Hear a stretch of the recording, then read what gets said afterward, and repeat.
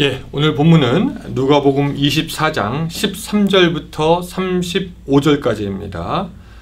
누가복음 24장 13절부터 35절까지의 말씀, 좀 길지만 제가 여러분들 위해서 읽어드릴 테니까 눈으로 같이 따라오시기 바랍니다. 여러분 성경책 다 폈으면 좋겠습니다.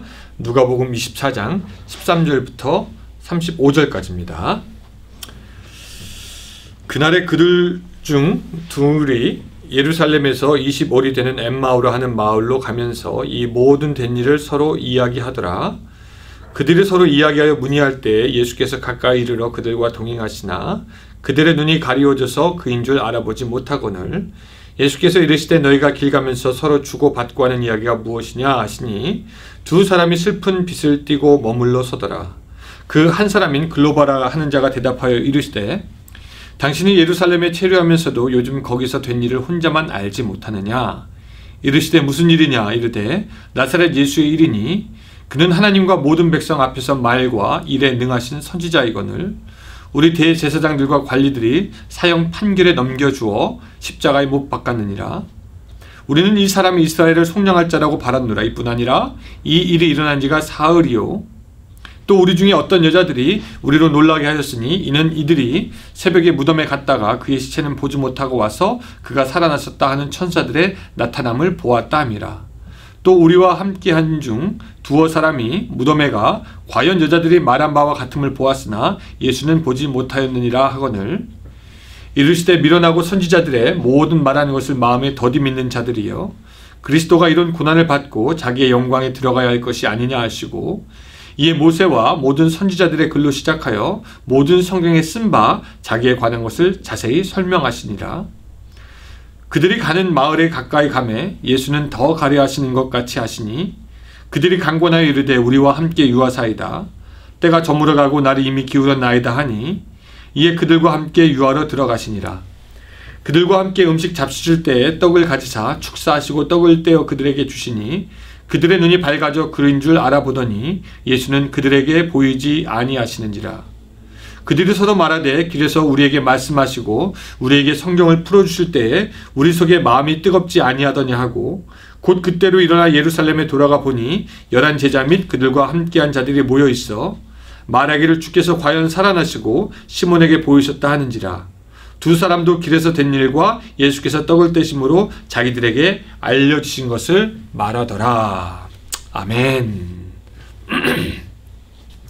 네, 오늘 이 누가복음의 본문을 가지고 같이 여러분들과 은혜를 좀 나누려고 합니다. 오늘 본문은 사실 굉장히 유명한 본문입니다. 제자들 둘이 예루살렘에서 엠마오라고 하는 곳에 가면서 벌어지는 일입니다. 그들이 사실 엠마오로 가는 길이 즐겁지만은 않았을 겁니다. 왜냐면은 최근에 자신의 스승들이 죽은 일이나 또 뭐 스승이 다시 살아났다는 일이나 뭐 이런 것들이 다 믿겨지지 않을 뿐만 아니라 뭐 갈릴리에 가도 할 것이 없고 그냥 엠마오에 가서 그냥 뭐 어떻게 좀 살아봐야 되겠다 하는 그런 길이니까 그들은 어쩌면 폐잔병 같은 모습으로 내려갔는지도 모르겠습니다. 그 내려가는 길에 전혀 예상치 못한 어떤 사람을 만나게 되는데 그 사람이 그들에게 성경을 알려주고 같이 식사를 합니다. 그리고 그때 그 사람이 바로 예수님인 것을 깨닫게 되는 것이 바로 오늘의 내용인데 그들이 폐잔병처럼 엠마오로 가다가 다시 예루살렘의 승전병처럼 올라오는 것, 이것을 좀 저는 여러분들과 같이 한번 살펴보고 싶습니다. 여기서 몇 가지 좀 보고 싶은 게 있는데요. 그 첫 번째, 우리가 이 두 사람으로부터 배울 것이 있어요. 그것이 28절과 29절입니다. 뭐라고 되어 있냐면요.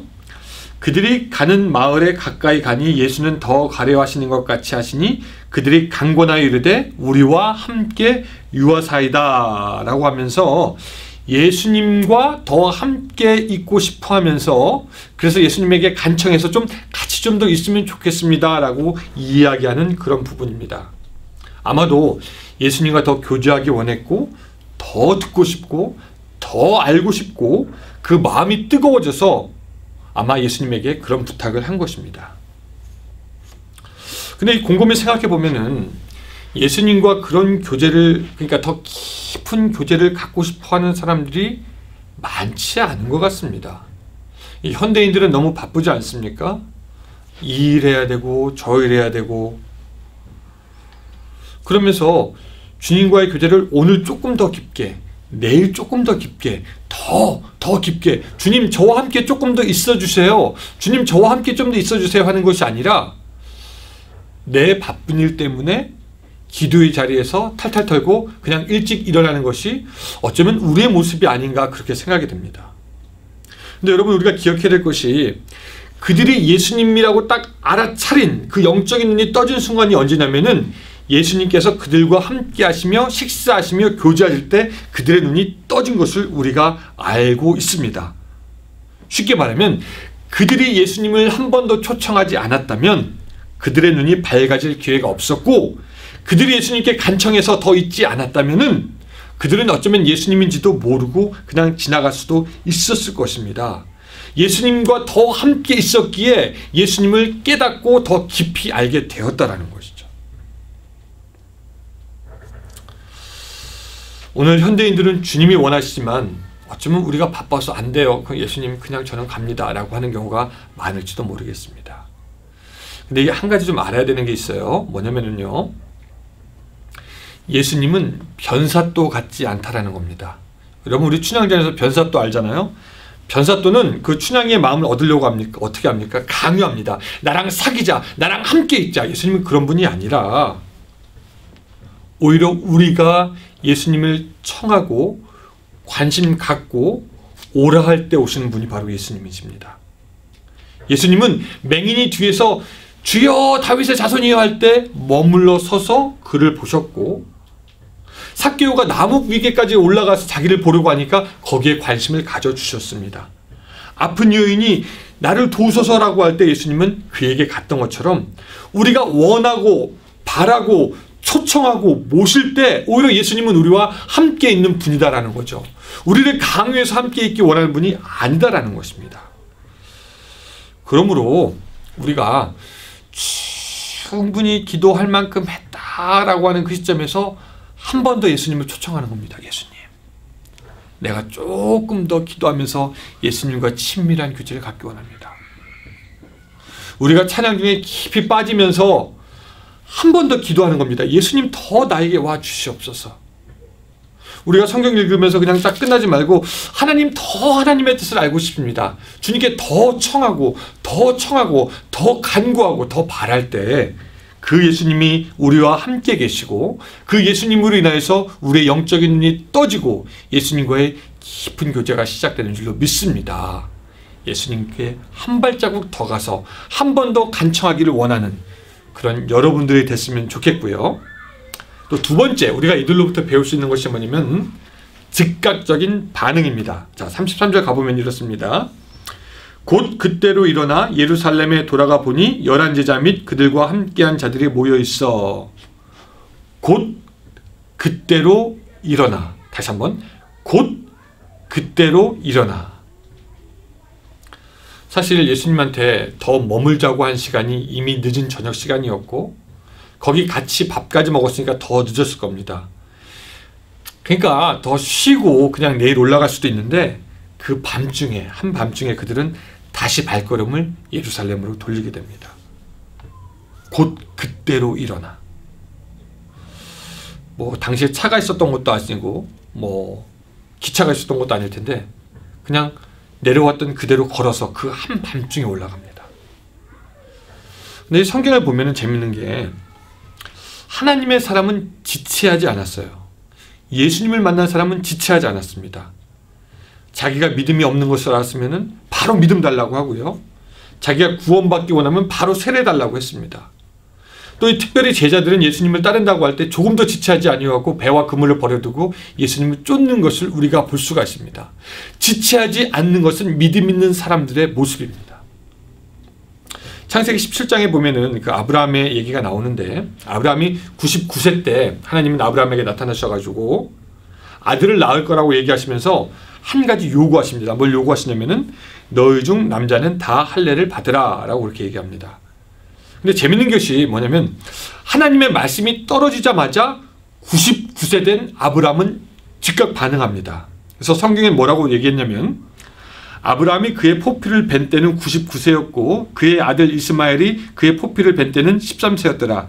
그날이 무슨 날이냐면 하나님께서 명령하신 날, 그날에 아브라함과 그 아들 이스라엘이 할례를 받았고 그의 모든 남자 곧 집에서 태어난 난자와 이방에서 사온 자가 다 함께 할례를 받았다라고 하면서 아브라함이 즉각적인 반응을 하나님께 보였다라는 것을 우리가 볼 수 있습니다.